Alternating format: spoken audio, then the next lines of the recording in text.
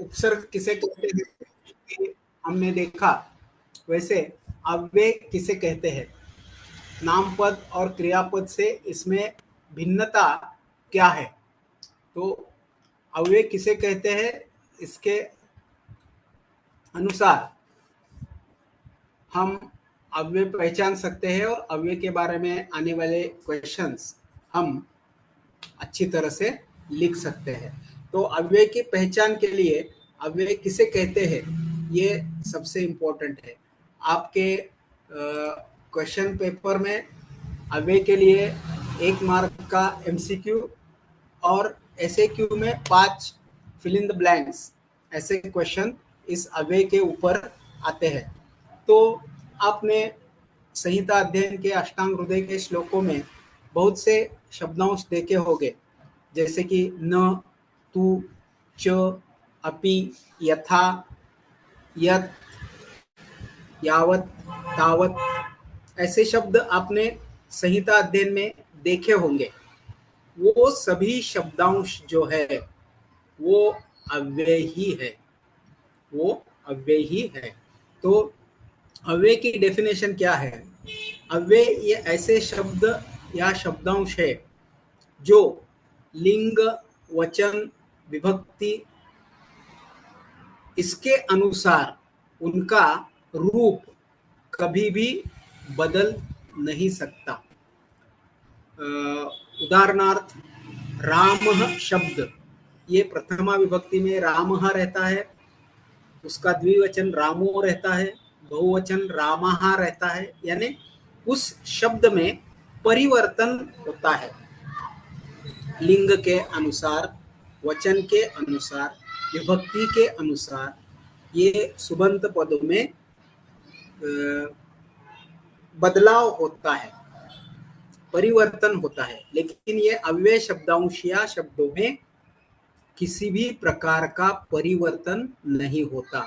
जो अपरिवर्तनीय है, सर्वासु लिंगेषु, सर्वेषु वचनेषु, सर्वासु विभक्तिषु यत् न वेति तत् अव्ययम्, ऐसे अव्यय की डेफिनेशन बताई है, जो लिंग, वचन, विभक्ति के अनुसार बदल नहीं सकते, उनको अव्यय ऐसे बोलते हैं। तो ये अव्यय में आपके सिलेबस में जो अव्यय है वो अव्ययों के नाम इधर लिखे हैं। जैसे मैंने उदाहरण के तौर पर संहिता अध्ययन का श्लोक अगर आपने देखा तो उसमें आपको ये शब्द या शब्दांश आपने पढ़े होंगे, तो ये सभी अव्यय है।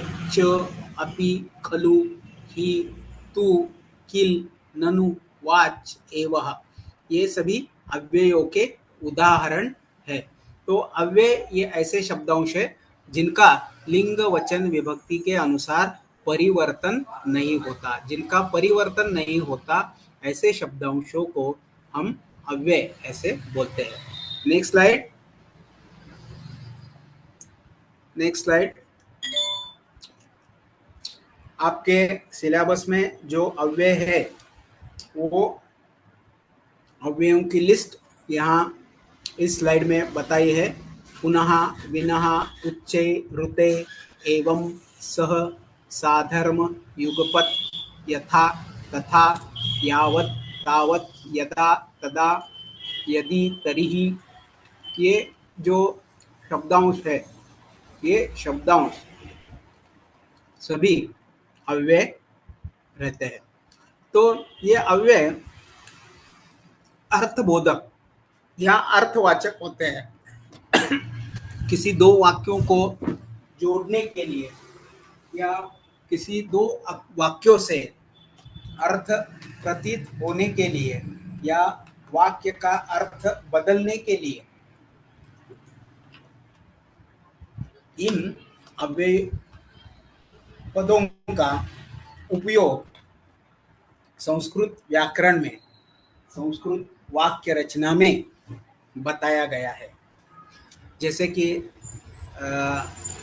हिंदी भाषा में भी और यहाँ, वहाँ, जहाँ, कहाँ, ऐसे शब्दांश है, कैसे, किसको, ऐसे जैसे शब्दांश है वो हम वाक्य को बनाने के लिए या प्रश्न पूछने के लिए, प्रश्न निर्माण करने के लिए, जैसे हम हिंदी भाषा में उपयोग करते हैं वैसे ही संस्कृत भाषा में इन अव्यय पदों का उपयोग किया जाता है।